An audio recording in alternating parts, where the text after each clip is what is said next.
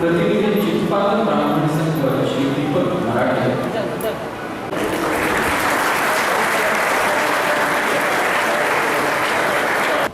कारण समाज किंवा लोकशाही कधीच संघटनेशिवाय जगू शकत नाही आणि त्यामुळे संघटना जर समाज स्वास्थ्यासाठी एकत्र येत असेल तर ते निश्चितपणे आवश्यक आहे आणि गरजेचं आहे आणि म्हणून अशा प्रसंगी सगळेजण एका बॅनरमध्ये सगळेजण एकत्र आले त्याबद्दल ज्यांनी कोणी ही कल्पना सुरुवातीला मांडली पुढे नेली आणि घडवून आणली त्या सर्व आयोजकांचं मी मनपूर्वक अभिनंदन करतो।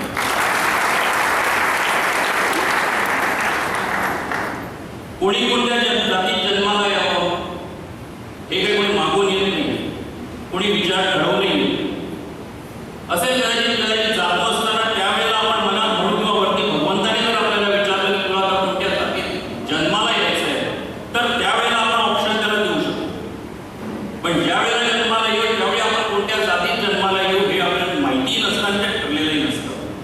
आपण सगळ्यांनी एकत्रितपणे पुढे जाणं ही त्या वेळेच्या समाजाची आवश्यकता असते। मार्गदर्शन आणि योग्य निर्णय त्यावेळी जेव्हा आपण घेतो तेव्हाच त्याला फळ मिळतो आणि तसा प्रयत्न माझ्या हातून झालेला आहे आणि आपण करणं सगळ्यांनी प्राप्त आहे असं मला वाटतं।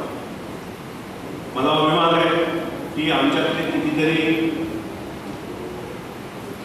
भाऊ बहिणी आज परदेशात नोकरीला आहे, उच्च स्तरावरती आहे। कितीतरी लोकांनी ह्या आपल्या कर्मभूमीत आपलं नाव गाजवलेलं आहे। आज त्यांचा पण काही जणांचा सन्मान त्या सभागृहामध्ये संध्याकाळी होणार, पण तरी असताना आपण कुठं कमी पडतो हे पाहण्याची इच्छा प्रत्येकाच्या मनात झालेली आहे आणि त्यासाठी जर आता प्रयत्न झाला नाही तर जी पुढची पिढी आहे आज आम्हाला सुद्धा इथं 20% जी तरुण मुलं इथं असायला पाहिजे ती नाही आहे, ती कमी दिसतात। उच्च शिक्षित मुलं आहेत, डॉक्टर आहेत, इंजिनियर आहेत,